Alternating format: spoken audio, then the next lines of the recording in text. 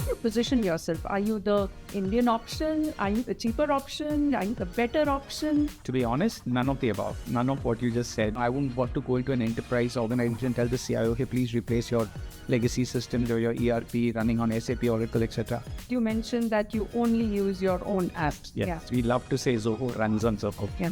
MCP stands for Model Context Protocol. Now, this is it's a global practice that's being adopted now. Hi, everyone. Welcome back to this new episode of CIO Chronicles. I'm with Sunil Lalvani. He's the Vice President of Business Enterprise, Sales, Head of Business Strategy. You do a ton of things at Zoho. So tell us what you do. Turns my hair gray, doesn't it? But just joking. I love what I do. Yeah. But tell us what you do at Zoho. So I lead the overall enterprise business, to keep it very simple. And I'm also leading the GCC practice, the Global Capability Center, because that's a growing business environment that we have. And this encompasses, what I do encompasses all 55 products of Zoho. 55 products of Zoho, and we're going to talk a little more about that. But before we get into that, you've been with BlackBerry, with Cisco. Before BlackBerry, Cisco. Yes, and Qualcomm. Yes. So tell us how that enterprise landscape, technology landscape has changed over the years. The landscape has changed tremendously, Anjali, but I think the customers, thankfully, have been the same. The relationships have only grown stronger. So to put it across from a technology landscape perspective, when I started at Cisco, which was way back in 2000, it's purely networking, hardware driven, wherein you're putting up the back-end infrastructure to run the internet. Right.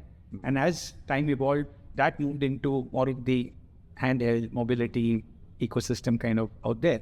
So BlackBerry was at the forefront of enterprise mobility, security, etc. that came in, which is doing more on the on the phone that you have to drive the similar levels of productivity, but keeping the DNA of security intact, which is what Cisco did. BlackBerry continued that same core focus, but bringing mobility solutions to the forefront. The backend network would always be running on a secure architecture, but what I found as technology evolved, you're getting closer and closer to the customer. But the cost pressure also comes into play.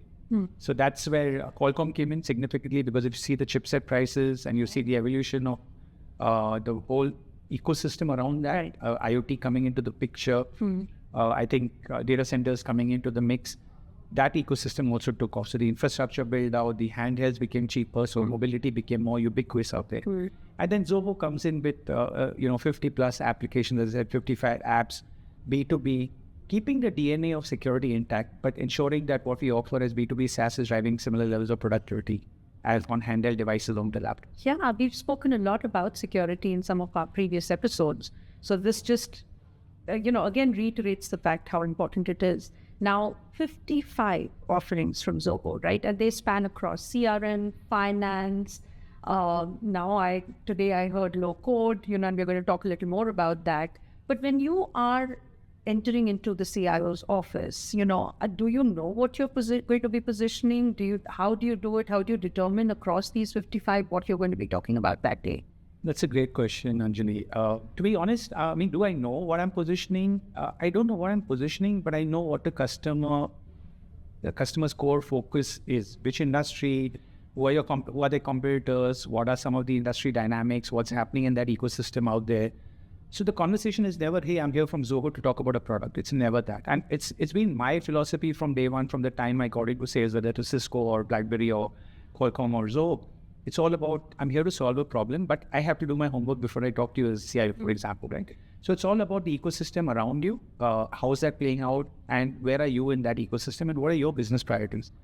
As you build that discussion, you're also earning a level of trust, because the CIO would trust me only if I am a little knowledgeable and I've done groundwork about that industry or about competition or about how they can be more productive.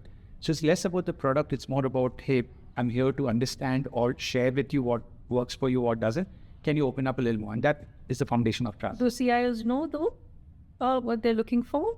You sometimes have to explain. Sometimes you have to probe a little more, because some have guardrails up, some are very open. So it's always a mixed bag, but it all comes down, Anjali, to a level of trust, because when you have these intellectual conversations, you're somehow building that level of trust. That trust brings in openness, where they gradually open up to, hey, this is a problem statement I have. I have a core legacy ERP system running, but this is not working. Is there something you can help? So I may go with a clean slate of not knowing a specific Zoho product, but I come out with maybe 3 or 4 different products that could be positioned as. That's incredible. And Zoho is relatively, and I say relatively, a newer company. It's a newer brand, right? Even though it's been around for how many 30. years? 30. That's 30. But a lot of the spaces that you operate in, I suppose, because you come up with so many new offerings and products every year, Yeah. right? I find it hard to keep up, right? So Me too, I can. yeah, I can imagine, right? So in that sense, you, in many cases, would be a newer player. So when you enter an organization or a CIO's office where there's already an incumbent, how do you position yourself? Are you the Indian option? Are you the cheaper option? Are you the better option? What option are you? Why do they pick you or anyone else? To be honest, none of the above. None of what you just said. We don't take an approach of just Indian option or price model. That never works. It's not the right approach to take.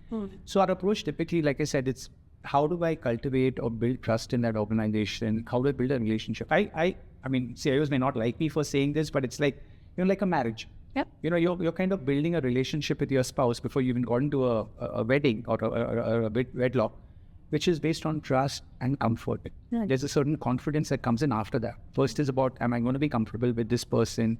Is the person being honest with me? Or is he or she trying too hard to impress me with a false aura around? So we make sure that, at least my philosophy, and I kind of try and drive it through the team as well, is that let's be very honest. We don't claim to be, I'll be upfront here. I know CIOs might be watching this. I don't claim to be a replacement for SAP. They've been a giant in the ERP arena for, multiple decades now. We have Zoho ERP, which was launched in January this year, but it's been built on the foundation of a lot of financial applications that we built: expense, books, payroll, HR applications, inventory management, etc.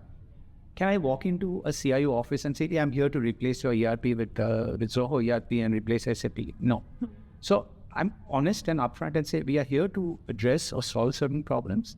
Can we have a discussion? This is what I hear of the ecosystem of your business or of the market or of competition. Am I on the right track? And is there some way we can work together? But I think what clinches it for us, out of the options you gave, I think what clinches it for us is the fact that I'm not downplaying the Indian entity status, because the biggest advantage I think Zoho has is that we're an Indian headquartered company with a huge engineering presence. We're still predominantly a product-led, innovation-led company. So it's almost 70% of our teams are primarily driving product and product development and support around that. So what we do is, we tend to work in a model of co-creation. How do I work with you as a CIO, understand the problem statements? What is the right product mix I may bring in? And sometimes it's just not within the Zoho ecosystem. It needs a third-party application to be built by a partner or another vendor.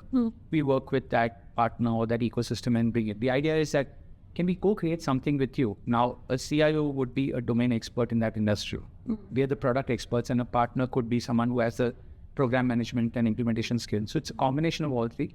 So it's a gradual process where we earn that trust and say, look, let's approach it in a co-creation model. And that, I think, has been the success mantra for Zoho as such. I know, and I've gone through your LinkedIn profile, I read the news. I also know that Zoho engages very closely with government officials, policymakers. So what is it that you talk to them about? How do they come into the picture when you're either deciding what you want to create or how you want to go to market? And what can Indian enterprises actually learn from your engagement with the government and policymakers? Yeah, and I think, again, great question, Anjali. So, data security, privacy has been one of the, it's just not at Zoho. I've experienced this firsthand, even when I was at BlackBerry. Data privacy, security has been paramount with the government. And this is something which forms the DNA of Zoho itself, because we own and operate. When we say own, it's co-lo, but the infrastructure within that is managed by Zoho. So we own and operate these data centers worldwide. So we make sure that the first step is we are custodians of CIO data or enterprise data. That data should not be mined by us. By mine, I say no advertisements, etc., that should be used or misused in any way. So we are upfront in saying that we are purely a B2B SaaS company. We do not in any way massage your data and make a revenue out of that. Privacy and security is paramount. We are compliant with GDPR in Europe or DPDP Act in India, SOC compliance, etc. Depending on the industry you're in, we make sure that compliance is there. So it's all about working with the government, not only in India, but worldwide, to ensure that the levels of privacy, security that form the foundation of trust is maintained. And the government has given its blessings that, yes, Zoho is compliant with the laws of the land. Right. Now, that helps the customer work with us and say, okay, I can trust Zoho to have my data hosted in your data center. Now it's about building a solution around that. So that's predominantly been a close engagement model we've had with the government. And then again, we've also sold into the government because there's always various products that we somehow know that have huge opportunities in government. So we've also used a low-code platform or mail, workplace, etc., to position that with the government. So what about your low-code platform? Because I have to say that every time I see a Zoho pitch, I see something new coming in, which is incredible. So my compliments to the entire Zoho team. But Thank you.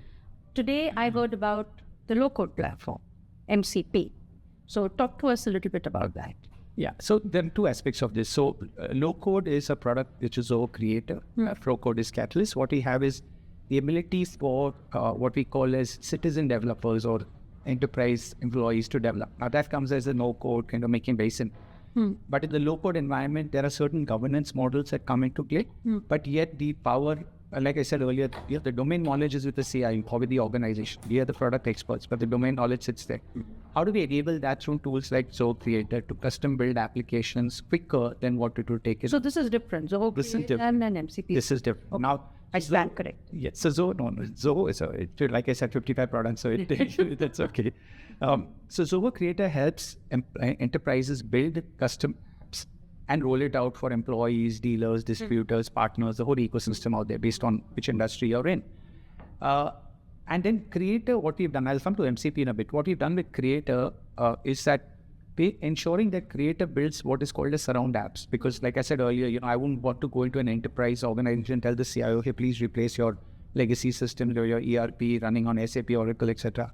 I don't want to do that. I say you can use Creator to build what we call as surround apps. These are apps that can be built in-house by you, or Zoho or our partners can help you build it, which quickly enables you to drive or derive more productivity out of that. Ensure that the data which is sitting in your core ERP system has a bidirectional API integration. That data is contextually made relevant so that you're enabling your dealer network in the manufacturing sector, for example, your manufacturing shop flow, digital logs, etc., logbooks that need to be maintained. All that can be built outside of your core ERP. That's where Zoho Creator comes in. So building custom apps, integrating with the core ERP, but making sure that it's done quickly. So agility has been one of our fortes in this because we have a large development team here.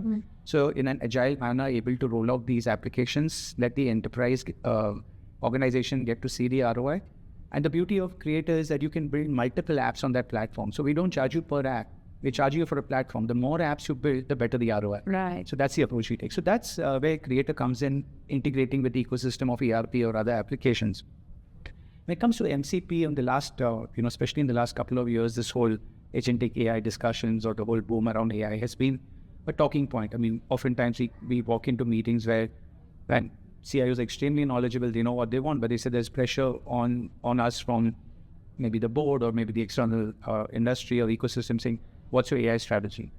So I always personally feel that that's not the right approach to take. You don't have to do AI or you don't have to adopt AI because your competitor is. What do you want to achieve out of that is important. Right. And again, within AI also, there are various models of adopting it. So what Zoho does, for example, we have something called ZIA, which is Zoho Intelligent Assistant. Now, one more.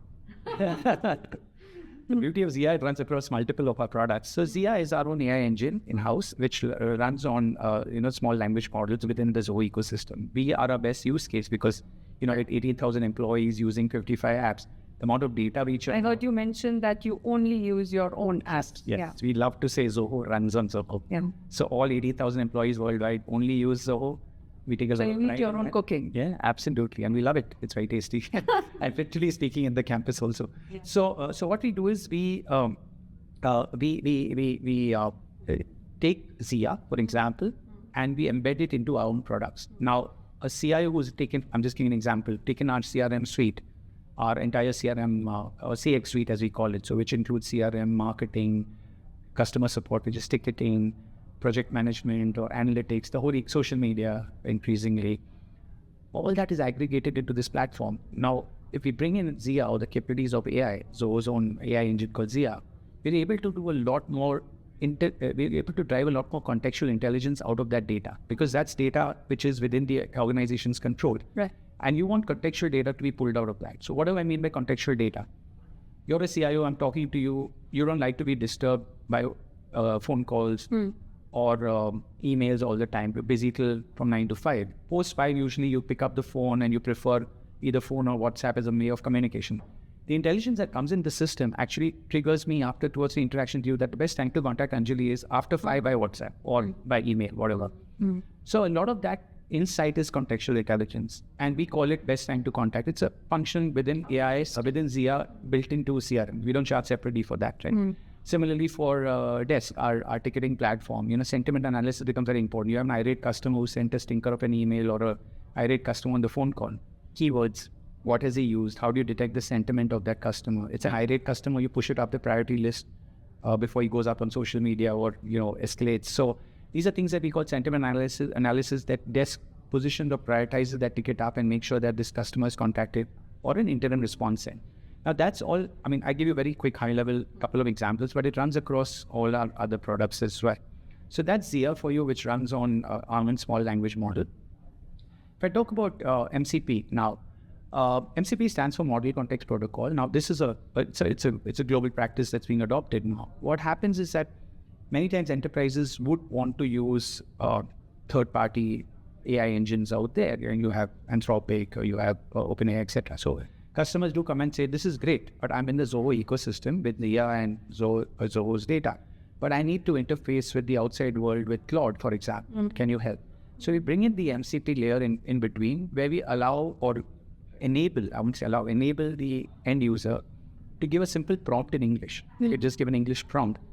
And the MCP server detects it, and contextually, Claude does the requisite analysis of what the enterprise or the employee wants, and the relevant data can be pulled from either a third-party source or within the Zoho ecosystem from the Zoho source.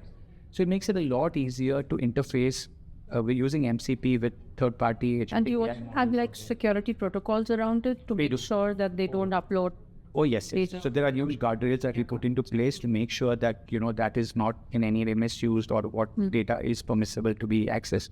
And then, I must highlight with a degree of caution that, while we don't charge for MCP, the fact is that it is still using tokenization of these AI engines. So we always encourage CIOs when they are kind of pushing that out there in the field for your employees to start using. Be aware of the number of tokens that are being used or how you're engaging with the AI engines of the world to see that how you're going to manage this, because it's very easy to get caught into that kind of model and start, bombarding and consuming the number of tokens. We just got a recent news about one leading US company which consumed the number of tokens which they planned for a year. It was done in less than a quarter. So you don't do overshoot budget. So we don't charge for MCP, but we make sure it's an enabling layer to integrate with the likes of OpenAI. This is so interesting, and I'd love to talk more about it, but we're running out of time. So my parting question to you is, you've been associated with CIO Association for a couple of years now, and you keep coming back. Tell us why. I love the CIO. No, so I do love them, no doubt. My relation personally goes back almost 2 decades with them. But I think the CIO Association itself, in my entire years of experience, I think this is one community which has only grown strength to strength.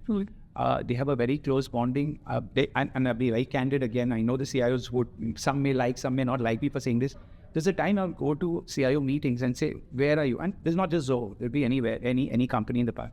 Where are you on the magic quadrant? Top right, where are you exactly? Yeah. In the last few years, nobody has asked me that question. Again, no offense meant to Gartner. Yes. There's a peer group community that the CIO Association formed. I rather talk to my peer CIO rather than look at what a third party says. Right. So I think that bonding or that community that CIO Association has built is tremendous. There's a level of trust, there's a level of confidence, and that's only getting us back every year to CIO Association. And there becomes a level of familiarity. And then to be fair with them, they've also been very fair with us. They've kind of helped us grow and evolve, both in terms of our business and the relationship that we've nurtured with them. So thank you to the CIO Association as well. Thank you, Sunil. Thank you so much for having this conversation with the CIO Chronicles. We'll see you in the next. Thank you, Anjali. Thank you for having me here. Pleasure. Bye, everyone.